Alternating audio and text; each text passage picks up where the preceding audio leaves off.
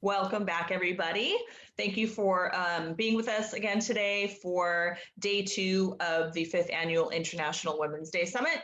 Our next discussion is going to be on the topic of diversity and fairness. Our guests will be discussing that, particularly diversity and fairness in AI. Bonica Wilson will be interviewing Virginia Dignam. Now, Bonica is the Chief Equity and Inclusion Officer at Invest Atlanta. She leads their strategies around diversity, equity, and inclusion, as well as supporting programs that advance economic mobility across the city of Atlanta. And Professor Dignam is the Professor of Responsible AI at Umeå University in Sweden. So we are welcoming both of these ladies today for their discussion on diversity and fairness in AI. Welcome. Thank you for being here. Thank you for having me here. Welcome. Bonica, hello. Professor, are you coming to us from Sweden today? Yes, I'm all the way in North Sweden, covered with 1 meter of snow, but it's a pleasure to be here. Well, we're happy to have you. Thank you. While we're waiting for Bonica to join us, you can give us just a little bit of your background on the work that you do there at the university and Sure. the Thank you. So, like Claudia already said, I'm a professor of responsible artificial intelligence. I have a background in engineering and computer science, and I've been working in AI for over 30 years now, so since the middle of the 80s, long before AI was the hype that it is now. In all my professional career, both in industry as in academia, I have been focusing on the impact that AI has on people and society and organizations and all of us. So that's the background which brings me here today. I've been advising the European Union, UNICEF, the World Economic Forum, and many other organizations in terms of how to better understand the impact of AI and how to better design AI systems and use AI systems to take into account that impact, both positive and negative impact. Wonderful, thank you. And Bonica, you've joined us. So I would just ask the professor a little bit of the background on the work that she does. And now thank you for coming to us. You are on mute, it shows. So just make sure you take yourself off mute there, but you can take it away now with Professor Dignam. Thank you. Well, hello. Thank you so much for having me. You know, you can practice all day long for these events, and then as soon as it's time, your internet goes out or you don't have audio. So forgive me, but I am so excited to talk with you today, Professor Dignam. I couldn't wait for the opportunity. So I'd love to hear, we heard a little bit about your background. I would love to hear what led to your interest in AI? We see there's very few women in the AI industry, in the field, and would love to hear how you got interested and started in the industry. Sure. Thank you. Thank you for this question. Indeed, like I just said, I have been working in AI since 1986, so long ago, long before AI is the hype that we have today. I studied AI at university at that time. I'm originally from Portugal. I have been living and working in the Netherlands, Swaziland, Australia, and now in Sweden, including also Portugal and the Netherlands. And the main interest or what brought me to AI in the first place was the need to develop systems, and that like I say, was in the 80s, to the increased need that organizations had to have systems which would be able to take some decisions at the level of expertise that people had. So we start very much from the idea that we could reproduce human expertise in AI systems on a very limited scale and very limited scope of activities.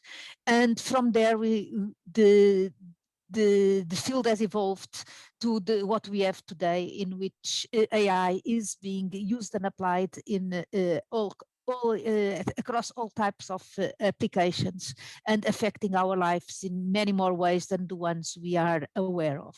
So AI is becoming a hidden technology which we don't really know anymore that we are interacting with. And that makes both a very exciting field, but a very many challenges in terms of applications and impact on society. But you are right. There are not so many women working in the field yet, and it is showing, and it's one of the concerns that we have is on the lack of diversity, not only the gender diversity, but also cultural diversity, ethnicity, and the different cultures and different approaches to life in general. I totally agree. I was actually reading the statistics the other day, and I understand that more than 80% of AI professors are men. So I'm wondering, how can we increase diversity, as you already mentioned, of women and minorities in the AI field? What do you think we need to do as women to help, younger girls as they start in early education, elementary school? What can we do to just increase the excitement around the industry and to make sure that we're having more diversity and inclusion in the AI industry? Yeah, thank you. Yes, the diversity in AI reflects a lot the diversity in all of STEM disciplines. So in science, technology, mathematics, and engineering, we see this lack of diversity. Like I said, not only gender but also ethnicity, and it's indeed something which starts at the basic school, at the primary school, at kindergarten probably, and it has a lot to do on how we present these more technical disciplines and to the children, to our children, to young people.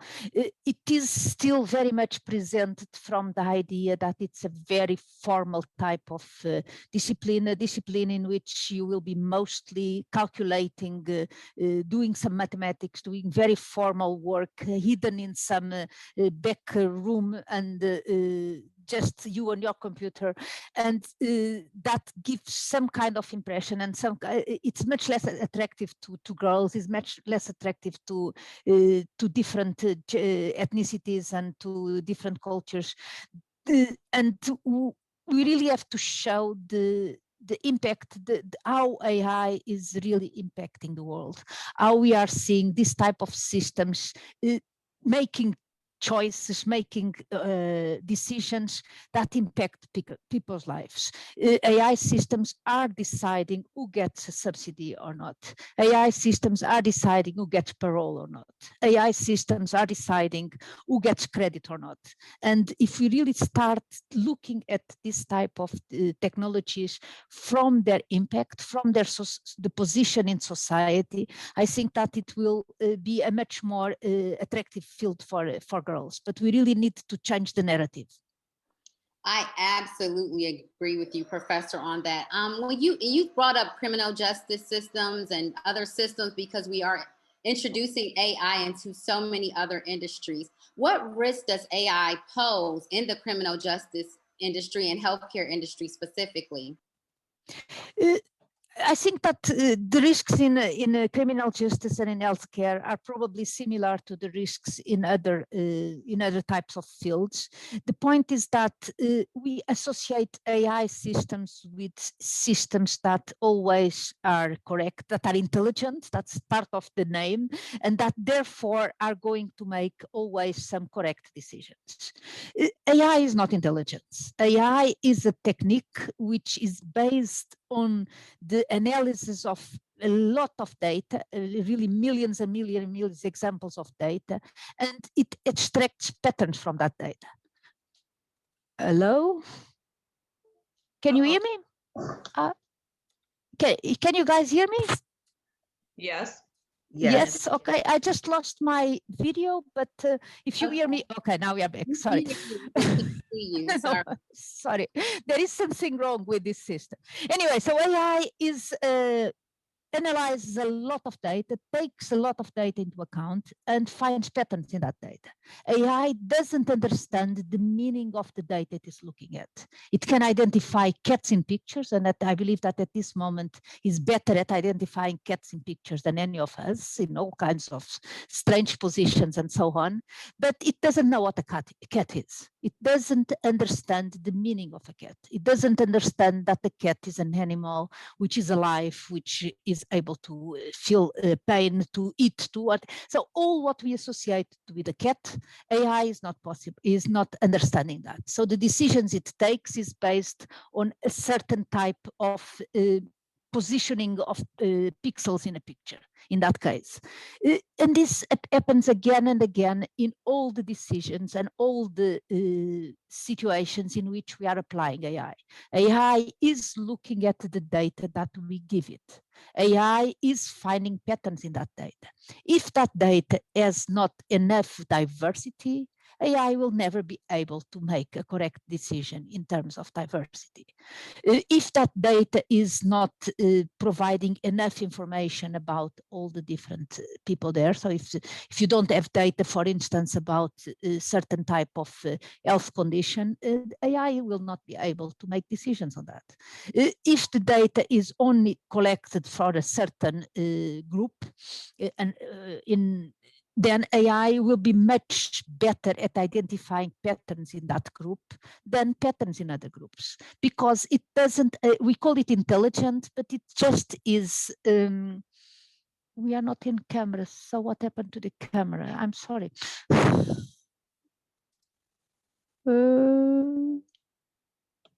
Yeah, now I'm back in the camera. Sorry, something went wrong with my. So that, like I was saying, we really need to understand that AI makes decisions based on the purpose that we people design it for. And if we are designing it with limited information and providing it limited diversity and data, the system will not be able to be better than what we make it for.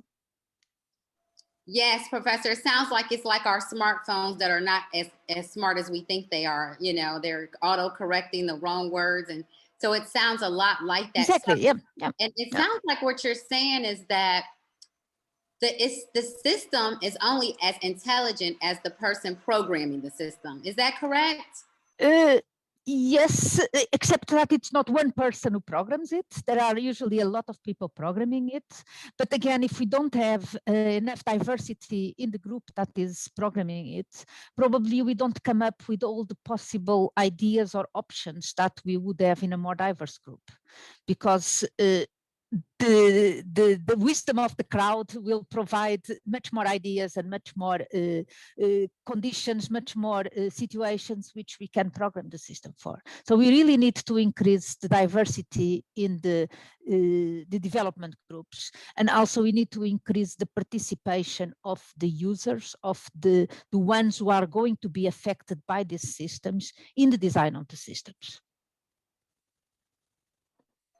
So I was talking to a friend at a financial institution, and they were talking about robotics and how they had programmed the robots to make work more efficient. And so what they were finding was that the robots were almost declining applications at the same rate that humans were. And the whole goal of the robots was to take out some of the bias.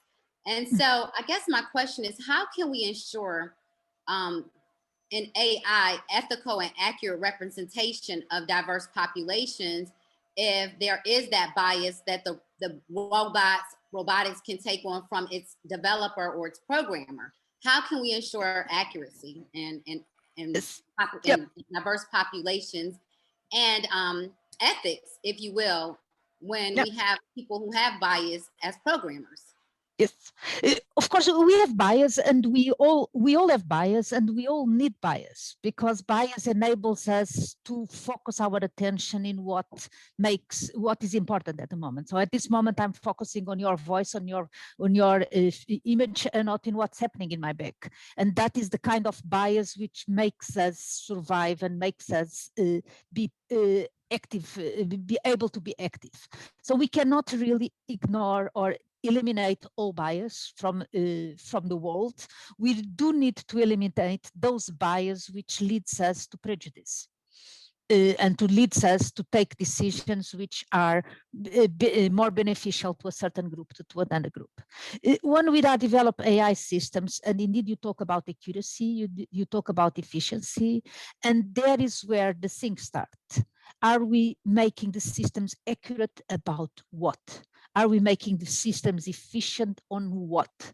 Is it efficient in terms of the speed at which it is able to process applications, or is it efficient in the sense that it's able to take into account more conditions, more diversity into those decisions? So how we define the metrics by which we measure the systems influence what they are being programmed for. If we are programming for speed, for making decisions as quick as possible, we are by definition leaving behind other types of options, other types of principles.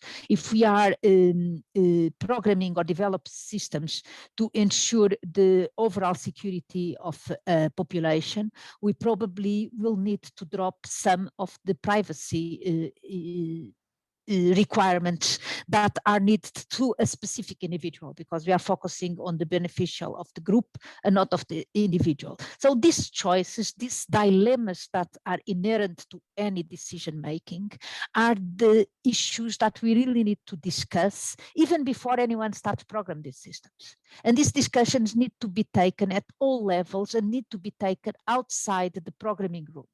They need to be taken by the developers, but also by the users, by policymakers, by interest organizations, by NGOs, by governments, before even, and then we have to define there which are the values that really matter for the system, and who are the groups, who are the individuals that are the ones who get to have a say about what these systems are going to be developed for. Because if we don't do this, we are leaving the decision to the last piece on the chain, which is probably the programmer, which indeed is someone who has its own background, its own behavior, its own expectations, and doesn't get no guidance which side to go one way or another, and it will take its own approach to it. Take fairness for a case. For example, we can define fairness as equality and ensuring that we provide, if we have a limited number of resources, we give everybody equal amount of those resources. That in most cases, we would consider this to be a good measure of fairness. We can also look at fairness as being the equal opportunities. So it's not so much about giving everybody the same resources, but giving those who need more resources. In some countries, I don't know how it's in the United States, but here in Europe, in many countries, all families, independently of what is their background and their economic power, they all receive a certain amount, a fixed amount of child support from the government. Doesn't matter if you get $1 million a year or if you get $10 a year. Everybody who has a child gets, let's say, $100 per month for that child. That is fair in the sense that you give everybody the same number of amount for the child, and everybody gets the same opportunity. If we look at equal opportunities, then it makes no sense to give $100 a month to families who get $1 million a year, and we can divide that same amount of resources by others who need it more. But these decisions are not the decisions that the AI system is going to make. These are the decisions that we have to agree, we have to decide where we want our society to go. And then once we have those agreements, someone can program the system to divide things equally or to give more to the ones who need most. But it's not the AI that is going to take that decision for us. That's right. Professor Dignam, you are talking my language now. I always talk about the difference between equity and equality, and people think exactly. Yeah. Equality is, I always use the example of all the kids get a bike, but you don't realize that one of the kids is handicapped. And so he has one leg, so he doesn't need a regular bike. And so that's equality. Is that fair? Not to the kid who doesn't have, two legs. Exactly. It's not fair. And so we have to look at what people need and meet them where they are. And exactly. So I love that you're mentioning that. The other thing is, I want to go back to, you had mentioned, having these conversations with developers and programmers and how important that is. And so my question is, for our guests today, how do they start those conversations? What questions should they ask within their organizations to get those questions and conversations started so that we can move the needle? Thank you. Yes, that's a very important one. Where do we start and who we should start? We can start it in different ways. We can start by talking with our policymakers, with our governments, to demand some level of guarantees, some level of minimum acceptable guarantees and principles that we want these systems to make. And we can do that by our democratic processes and really talking to our policymakers, to our governments. We can start the conversation as consumers. We as consumers have the power to choose which type of systems we want to use and which type of systems we don't want to use.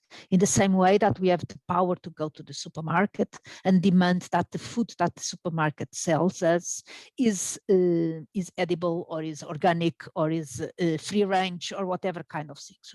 As a consumer, we have a lot of choices and we have that power. We can demand this power on AI. We can demand from the companies which are selling us the AI-based products or are forcing us to use this type of products, that we want to have more transparency about how the decisions of the system come about, that we want to get explanation, that we want to have some guarantees that the systems are indeed taking fairness as being equity or as being equality. And maybe it doesn't matter which one it is, but at least we demand that we want to know those things. And in our own organizations, we can start the discussions in terms of who is going to be involved in the definition and the specification of these systems. We can demand that the development, if we are in organizations that are developing this type of systems, we can demand that the participation in the development teams are more inclusive and includes, and I'm not even talking about gender and ethnicity, but includes different opinions, different world perspectives, different disciplines, that people with different backgrounds are involved and looked at the systems, are part of the discussion on how are we going to develop these systems. And in my experience, the development teams do welcome this participation. They really are looking and asking for more guidance, wider and broader guidance in the type of systems that are being developed. That's awesome. So do you feel like that's the best way to, you talked about bias, and some bias is actually okay and normal. And so my question, I guess, is when you talk about the diversity of industries and cultures and all of that coming into the room, do you feel that that is the best way to in fact limit the negative biases that exist and just have the good biases, is to have the diversity and not only in representation demographically, but also in industries and education and all of that? Do you feel like that's the best way to attack the negative bias within AI? I'm not sure if it's the best way. I think it's a way to do it, and indeed it is by starting the questioning, by giving. Trying to understand what is the reasoning, what is the data, what is the background of the decisions that the system is making. And there is a lot of work on that at universities and industries all over the world to make it more clear and demanding more constraints in the way that the systems are developed, and that will support understanding what is the bias or what bias is there on the system. But it starts already by the data that is being collected. It starts by who is collecting the data and who is marking that data. In order for AI to learn, it needs to learn from examples. If those examples are not well described, because you don't really tell enough about the picture that the system should be looking at, or the decisions, the past decisions that the system is going to take as an example. So if we don't describe these examples in a sufficiently diverse and descriptive way, then we don't really have the information for AI to start from. That's great. Reagan asked a great question, or is this Kissy? Yes. She said that are there agencies or case studies that quantify or qualify this data so people can be made more aware and educated on how AI impacts and is also woven into our everyday lives? There is a lot of work and a lot of actions at this moment in exactly to do that, to provide these guarantees, these certificates that the data or the systems that you are using are indeed aligned with a certain level of fairness or a certain level of privacy or so on. There is not enough yet of wildly enough accepted option in this case. For instance, here in Europe, we have, in terms of minimum demands of privacy and use of private data, and ensuring that the data that is being used doesn't really identify you in negative ways. We have the laws around the GDPR, the General Protection Regulations in Europe. In some other countries, you have similar type of securities concerning the privacy, your own private data, and the way that that data is used by organizations or is allowed to be used or not. And in the same way, there are starting to be standards, there are starting to be agencies, certification agencies, which will be able to provide, let's say, a seal or a stamp, like that indicates what is the level of guarantees that can be given about a certain system. But those are, like I said, they are not wide enough yet. It's still being worked on. Got it. So that's very good. Now, I want to just move a little bit away from this and talk about, because I don't want to seem like, AI is bad. We love AI. AI is a good thing because it helps us. It helps automate systems. It helps with augmentation Sure. of workflow. So AI is a great thing. And so my question is, how can AI be used to make workplaces more inclusive, and how can we leverage that, the AI? So AI can do a lot of the work that we don't want to do. So it can automate a lot of the tasks which we don't like, which also means that it can automate a lot of the tasks which are at this moment kind of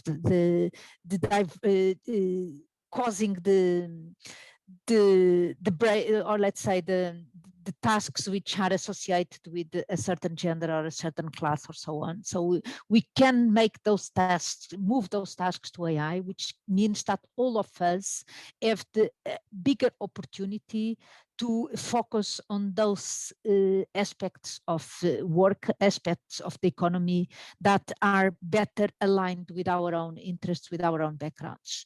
So in the same way that we don't spend anymore a lot of time in factories or in calculations or administration tasks, because we have calculators, we have automated factories and so on, which then as proportionate the younger generations or our generations comparative with that of our parents and grandparents, a completely different approach to work and also to the balance between work and family life. And those are completely different now than they were, like, let's say, 100 years ago.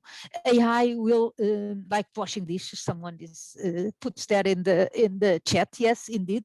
If we have a washing machine that washes our dishes, it doesn't need to be an intelligent thing, but it is giving us the time to focus on things which are really important for us. And that will cause the possibility for all of us to express our diversity and to show the potential and the importance of all our diverse contributions to society in a way that we maybe don't have at the moment. Got it. Now, we don't mind the AI not being smart, but as long as they can wash our dishes, we might sure. take you up on that. Exactly. The last question I want to ask you is, as we wrap up, what should we look forward to? Cutting edge, anything innovative coming out with in AI in the next couple years? Is there anything that we should be on the lookout for that's exciting and leading edge around AI in the next few years? I think that what is probably the most interesting, maybe it's not the most visible, but I think directly, but it's the possibility to build AI systems that are less invasive in our data, so that they can reach the same type of quality in decision without demanding all this amount of data that we need now. And with that, also demanding much less of the computational power that they use now. I'm really looking forward to, because the elephant in the room when we talk about AI is energy, is the energy consumption of these systems. These systems, together with all the data warehouses around the world, are really consuming more energy than any middle city in the world. So it's really a huge amount of energy which goes into these systems. We really need to, and I think that that will be the breakthroughs in AI in the coming years, is to achieve the same type of quality of, and a better even quality of decision, a much more diverse and fair and inclusive quality of decisions, and at the same time being able to do that with a fraction of the energy that we are using at the moment. Wow, that's awesome. That's awesome. We would love to see energy costs go down and be more efficient. And so I love the fact that AI can be tied to that. Just in wrapping up, is there any last minute comments or things that you want to add for our guests to think about, so that we can have impact? Anything you want to just end with today? I think that the most important is to realize that we do have a voice, all of us, and that we do need to make this voice heard in many different ways, including in the development of AI systems and in the options and the decisions that these systems, that we are comfortable and wanting these systems to make for us. That's awesome. Well, thank you so much for your time. And ladies, you heard it. We all have a voice and we all can make impact. So thank you, Professor Dignam, for your time today. Thank you very much. Thank you.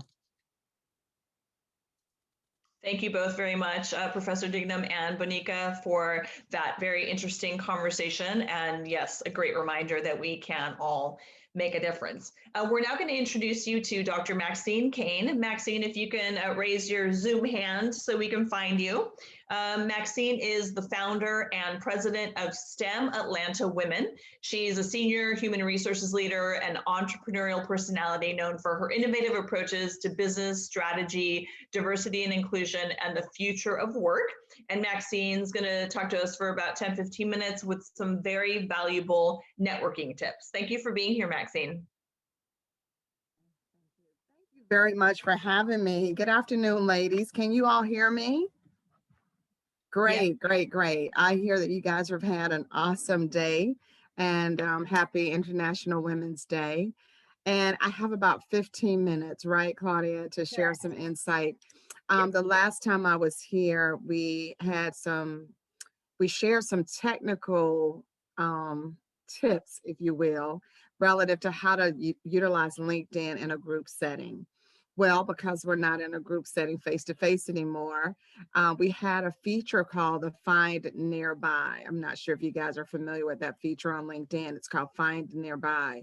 Well, LinkedIn has now discontinued that feature because we no longer are having that many face-to-face events. And so once we get past this pandemic and LinkedIn starts to see that there are more and more face-to-face events, they may bring it back. But in the meantime, I have a quick presentation that I wanted to share with you on some of the ways that as leaders in the community that you really build your network and you leverage LinkedIn to grow your brand, your personal brand. I oftentimes will ask leaders, what do you want to be known for? How do you want to present yourself? It's extremely important that you have a LinkedIn page to really showcase your skill, your brand, your products, your services, because as leaders, that's the first place that we typically go to.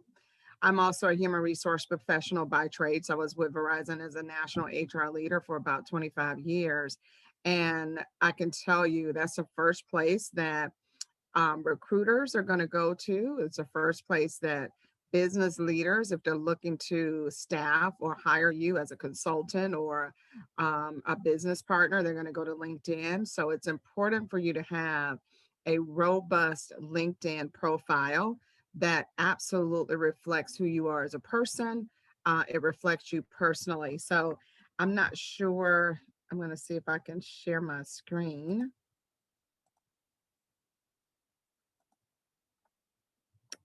Can you guys see my screen? Yes. Okay, great, great, great. All right, so I'm gonna, I know that the theme for International Women's Day is hashtag choose to challenge.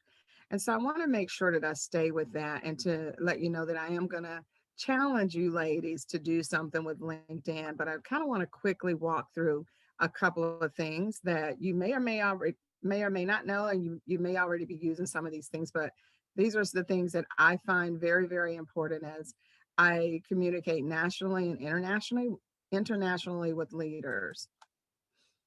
So the first thing I wanted to share is some really good stats. Trying to move this over. That that's absolutely amazing to me. When you think about LinkedIn as a social media tool, I know that a lot of people are definitely using Facebook. They're using Instagram a lot, Twitter definitely. Not so many are really leveraging the power of LinkedIn. And I want to make sure that I share some of these great stats with you.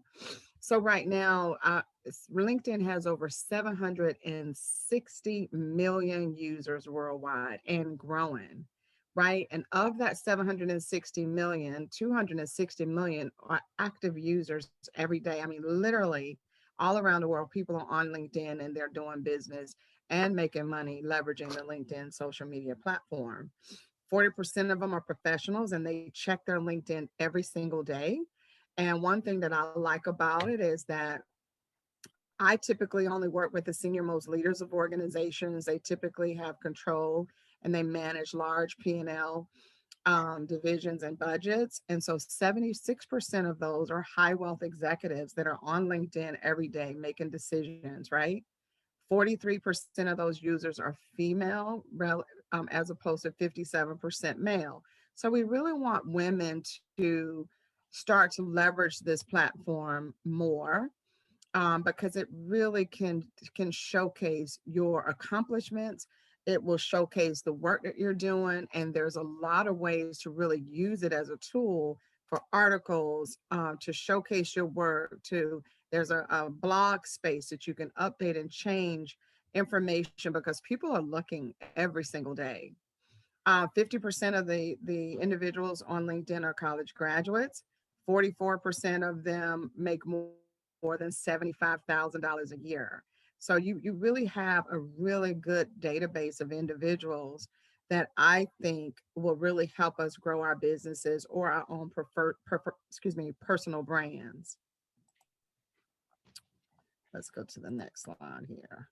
So here are some things that I wanted to kind of showcase to you guys, that will help make sure that your LinkedIn profile in 2021 is strong, and it will actually attract people to you. One thing that they have in their LinkedIn learning platform is a skills assessment. So a lot of times there are a lot of women who feel like they need to reskill, upskill, new skill, or they need to kind of figure out how can I pivot into another career. Well, you can go on LinkedIn and take a skills assessment, and it'll help you know what you need to work on. If you have a particular industry you're interested in, it'll kind of tell you a little bit more about the skills that you'll need. And it's a really, really good feature. One thing that I do also is I use the request, I request recommendations. And so what I mean by that is, let's say that I'm working with a client and from a consultancy standpoint, and they're satisfied with the work. I oftentimes will ask them to give me a recommendation on LinkedIn, or to refer me to 3 people, or just let me know how they felt about the service. It's almost like utilizing this feature of the recommendations. It's kind of like a Google um, review, and LinkedIn allows your customers or clients to go into that feature and give a recommendation based on their service or experience with you. You can also showcase your passion for learning. So again, going back into LinkedIn Learning, there is a plethora of information, whether relative to PowerPoint presentations, slideshows. You can type in a topic and it'll pull up all the information that you need about a topic, if you have a speaking event or something that you need to go and talk on, you can go into LinkedIn, put in the topic, and it's going to give you tons of data or content that you can prepare for that speaking engagement. So it's very robust. There is opportunities for you to share relevant content in your own personal LinkedIn feed. And so I'm in LinkedIn every day. I'm showcasing whatever, if I'm speaking about something, if there's an event going on, or if there's, opportunity for me to share relevant data to my particular industry. But we really want to make sure that women are really showing up and really showcasing who you are. Sometimes we feel that we don't want to brag, we don't want to showcase this, but you really need to, because if you don't, people are not going to know who you are. You're not going to attract the people that you want to attract if you're not showing up and being that thought leader on LinkedIn. One of the things that I think is super important too, and this is going to be relative to the Choose Challenge, is how powerful it is to like, comment, share, and use a hashtag. And what I mean by that, let's say, for example, let me pick a person in the audience here. So let's say that I'm Benika Wilson. And let's say I don't know Benika, right? And I'm going on LinkedIn and I want to get to know Benika organically. I will send Benika a friend request on LinkedIn. And let's say she accepts it, and I want to start following her and looking at her content and seeing what she's talking about, but she doesn't know me. So what I will do is I will like at least 3 to 5 of her posts that she will share. I'm going to comment on it to make sure that she knows that I have read her post. I like something that she said, and I'm going to comment and give her feedback. Everyone wants feedback. If they post something, they are looking for a like, they're looking for a comment, they're looking for a share, they're looking for something. And if people tell you they're not, I promise you they are. They're looking for some type of feedback. So for me, if I want to get her attention, I'm going to like it, I'm going to comment on it, and I'm going to also hashtag STEM Atlanta Women. And what that does is going to draw her attention to my organization. 9 times out of 10, she's going to click on STEM Atlanta Women, which is going to take her to my page. It's going to give her information about me. And also she'll see, oh, I see Maxine Kane from STEM Atlanta Women has made a comment on my post. And she's going to see me start to engage in that more and more. And so now she's getting familiar with me, right? And so let's say that I want to talk to her personally. I will go into the messenger feature, send her a personalized message to say, hey, I would love to talk with you about, this particular topic that you, posted about the other day. I would love to learn more, so on and so forth. And so 9 times out of 10, if you reach out to someone and you tell them that you want to learn more about what they posted, or you want to learn more about what they're doing, they are going to reach out to you. Most of the time, you guys see people selling to you, selling to you, selling to you on LinkedIn, but don't minimize that, because I'm going to tell you why that will also be important to you later. But liking, commenting, sharing, and hashtagging is so important, because your hashtag is your online digital file. And when I say that, a lot of people don't understand, because in link Instagram, there's a lot of hashtagging going on. But if a hashtag is a digital online file where you can drop your content in. And so what I mean by that is, let's say that you all take out your phones right now and you Google hashtag STEM Atlanta Women, hashtag STEM Atlanta Women, and you click on images, then you're going to see everything that I've dropped into that file. All the, what I call proof of performance, all the work and everything that we've done. I sign my name, hashtag STEM Atlanta Women, so that everything drops into that file. And if you have 1,000 different files, it's kind of hard to keep all of your content and proof of performance in one place. So for me, hashtagging helps me to be organized. it's easy for me to share with someone our proof of performance and the work that we've done over the years. So that's very important. I think you guys may already know that in order for you to really connect and grow your network, you need to have at least 50 people that you know and trust that you've sent LinkedIn requests to. And when you do that, it starts to allow people to see your network. It will also allow people to start seeing your first, second, and third degree connections. And I like to refer to those connections like first cousins. So a first connection is like a first cousin, a second cousin, and a third cousin. And you really want to have as many first cousins as you can, because when you have as many first cousins as possible, anytime you post something and vice versa, it shows up in your feed, you have more opportunities to engage, and it just makes your brand start to grow more and more and more. So you want to move as many people from third degree and second degree into first degree to be your first cousins, is what I call it. And then the other thing that I told you about, your inbox, I love my inbox. My inbox is my email, and I've shared that all the time. When I get up in the morning, I go to my inbox, and my inbox for me is like an email of all the different people who are trying to connect with me. And so I have a process that I use to go in and look to see who is sending me messages. And so instead of ignoring them, I I respond, and I set up 15-minute coffee chats with them. And what that does, it gives you the opportunity to meet someone new. It gives you the opportunity to have them to share information about what they're doing. And then you're going to also be able to share information about what you're doing. And you think that, oh, well, they're doing something that's not, it has nothing to do with my industry. I'm not interested in connecting with them. And I promise you, I have made so many amazing connections that have grown my business, my nonprofit organization, because I welcome connections or people who are sending me information. I set up 15 minutes. I give them the opportunity to tell me a little bit about themselves. They give me the opportunity to tell a little bit about what I'm doing. And if I have something that I'm selling, if I have a feature or a product or a service, I talk to them about that, and I ask them to support me, and vice versa. And I tell you, my network just grows and grows and grows, and I meet such amazing people. And half the time when we're on our coffee chat, we're talking about stuff that's totally irrelevant to what they sent me a message about.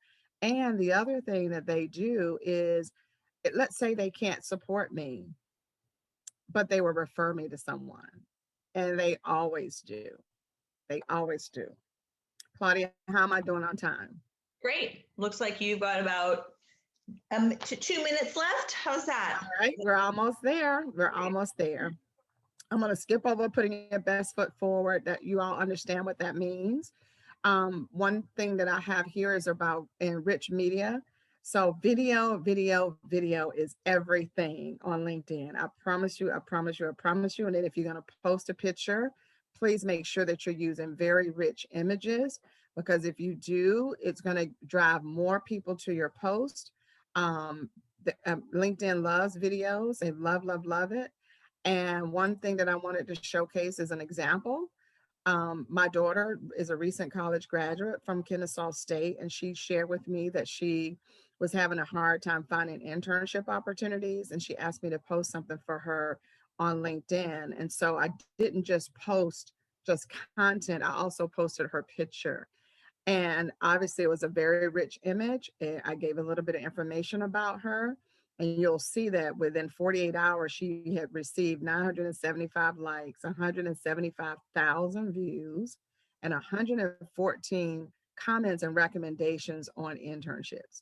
So include very rich media. And that means pictures, videos, whatever, but just don't just put words, because 9 times out of 10, people are just not going to take the time to read those words. Make sure that you're capturing their attention one way or the other. And the last thing, we've talked about a lot of this already, make sure that your banner, you have a very good banner, a background on your LinkedIn page. Make sure you use your summary as a billboard or a blog space. So, because you can change it out every day, every month, every week, whatever you want to do, whatever you want to feature, you can do that. You can spotlight services and also manage your endorsements very proactively, because I get a lot of people to endorse me for my skill sets. That's another thing that leaders are looking for, recruiters are looking for, potential customers are looking for, to see who's endorsing you for the skills that you have. And that's my 15 minutes, Claudia. Thank you so much, Maxine. That was awesome, really helpful, and some good food for thought when it comes to how we use our LinkedIn and maximize that. I also have something I want to mention to everyone before we take a little bit of a networking break. As I mentioned in the beginning of today's program, I have been working with a team for the last several years on women's focused, female entrepreneur focused programs. Some of you may remember that in January of 2019, we were in Atlanta launching She's Next, Empowered by Visa. Visa is an advocate and proponent of female entrepreneurs, and they are renewing their commitment to female entrepreneurs with She's Next, Empowered by Visa 2021. They have just released the announcement that they're going to be issuing some new grants for Black female entrepreneurs. They are also going to be doing mentorships through Black Girl Ventures, which is an organization that Visa has been working with. And then the funds are through I Fund Women. And they've also got an event coming up with Female Quotient on March 25th, which is a free virtual event. The applications for grants are open now through April 16th. And I encourage everyone to attend those events, to look into the grants, to apply if it's something that you think you could benefit from. And Black Girl Ventures will also be facilitating the mentorships that will be given out there. I'm going to put the information in the chat for both links, both for the virtual event on March 25th and for the grants with Black Girl Ventures and I Fund Women, along with Visa. She's Next, Empowered by Visa 2021 is the exciting next step. And we will be returning to Atlanta in the coming months. So I hope to be able to see you all for that as well. So again, I'll put that in the chat so that everybody has the links. And we're going to take a little bit of a networking break now. You can go into breakout rooms. Verlinda, I think you're going to facilitate that people can go into the breakout rooms, and you can see down below where it says join a breakout room on the bottom of your screen. We're going to have about 15 minutes because our next panel begins at 3:30. So please take some time to network for the next 15 minutes, and we'll see you back here just before 3:30, and we'll get our next panel going at 3:30. Thank you so much.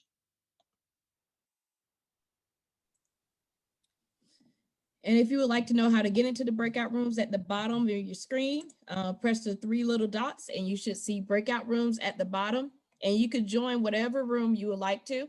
And we have them set up, and we also have a general networking room. So you have a room of women in diplomacy, you have diversity and fairness and AI room, a networking tech tips room, sustainability. If you're looking to talk about wellness, if you're looking to talk about innovation or entrepreneurship, if you're looking to talk about international trade, or if you're just looking to collaborate with somebody or just do general networking, feel free to go into a room that will work best for you. See you soon.